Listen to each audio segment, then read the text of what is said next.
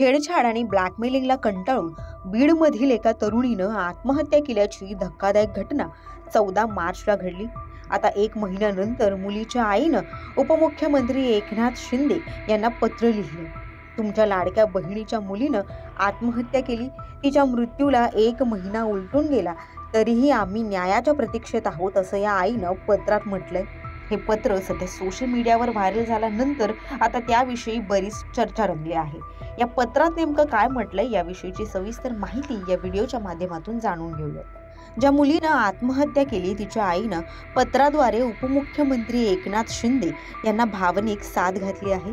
त्यांनी लिहिलंय की साहेब, मी तुमची लाडकी बहीण, तुम्ही मुख्यमंत्री झालात आणि राज्यातल्या अस्वस्थ झालेल्या बहिणींना आधार मिळाला।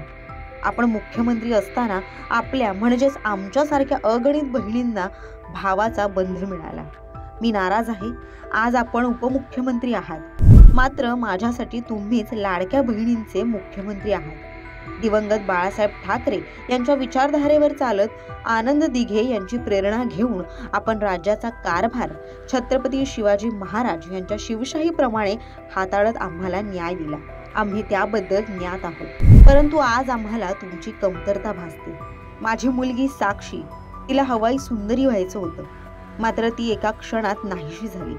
काही मुलांनी तिची छेड काढली आणि साहेब, तुमच्या लाडक्या बहिणीच्या मुलीनं गळफास घेऊन आयुष्य संपवलं।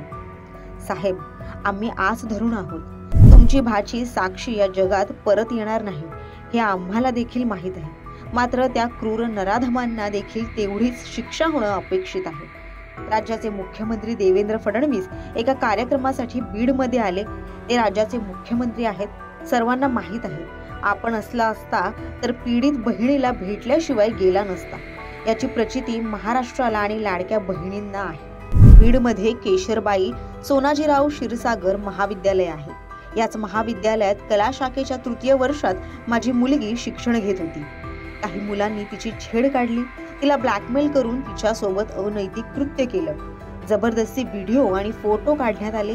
या अत्याचाराला कंटाळून साक्षीनं मामाच्या घरी धाराशिव येथे जाऊन गळफास घेत आत्महत्या केली। आम्ही बीडचे रहिवासी आहोत, आरोपीही बीडचाच राहणारा आहे।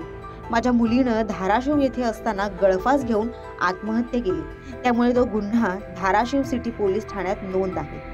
शिंदे साहेब, तुम्हीच आम्हाला न्याय देऊ शकता यावर आम्हाला ठाम विश्वास आहे। यात अनेक पोलीस अधिकाऱ्यांनी चुकीचं काम केलंय। धाराशिव येथील पोलीस उपअधीक्षक राठोड यांनी आमचा कसलाही जबाब घेतला नाही, उलट आम्हालाच अपमानित केलं। आम्हाला तासनतास कार्यालयाबाहेर बसवण्यात आलं। ही बाब CCTVतही कैद आहे। आरोपीची बहीणही यात आरोपी आहे, मात्र ती पोलीस दलात कार्यरत आहे, त्यामुळे धाराशिव पोलीस आम्हाला कसलीही मदत करत नाहीत, असा आरोपही पत्राद्वारे करण्यात आला आहे। तसंच KSK महाविद्यालयातील इतर 2 मुलींनीही अशाच छेडछाडीला कंटाळून आत्महत्या केली। हे एक प्रकारचं महाविद्यालयात रॅकेटच सुरू असल्याचं आईनं म्हटलंय। माझी मागणी एवढीच आहे की त्याला शिक्षा झाली पाहिजे आणि माझ्या साक्षीला न्याय भेटला पाहिजे। KSK कॉलेजमध्ये शिकत होती आणि तिथल्या सुद्धा मला माहिती झालं की तिथल्या सुद्धा 2 मुलींनी असंच आत्महत्या केलेली आहे आणि हे बरेच एक 5-10-12 मुलं असतील बहुतेक, ह्याच्याच मित्रातले टोळीच आहे ह्यांची एक, की हे काय करतात, मुलींना फसवतात, त्यांचे फोटो काढणार आणि मग त्यांना ब्लॅकमेलिंग करणं, ही त्या मुलांचं एक हीच आहे, एक रॅकेटच आहे त्यांचं। त्याच्यामध्ये 2 मुली पण सामील आहेत। आता त्यांचे मला नावं नाहीत घ्यायचे, पण ह्या मुलांना सपोर्ट करायला 2 मुली आहेत आणि ती मी परत नावं घेणारच आहे त्यांची, पण आता सध्या नाही घेणार। आणि एक कॉलेजमध्ये खूप मोठं रॅकेट आहे तिथं त्यांचं, आणि बऱ्याच मुलींचं पण असं झालं। आता ते लोक जे 2 मुलींनी आत्महत्या केली ती पुढे नसतील आलं, पण आम्हाला आमच्या मुलीला न्याय द्यायचा आणि परत साक्षी दुसरी झाली नाही पाहिजे, त्याच्या हातून अजून एखादी साक्षीनी गळफास घेऊन जीव नाही दिला पाहिजे, म्हणून त्याला ना शिक्षाच व्हायला पाहिजे। त्या अगोदर पण त्याच्यावर 2 केसेस झाले आणि ती पण अॅट्रॉसिटीज झालेल्या आहेत। छेडखानीच्या त्यांनी लग्न झालेल्या मुलीला सुद्धा त्यांनी अशी छेडखानी केली म्हणून अट्रॉसिटी दाखल आहे.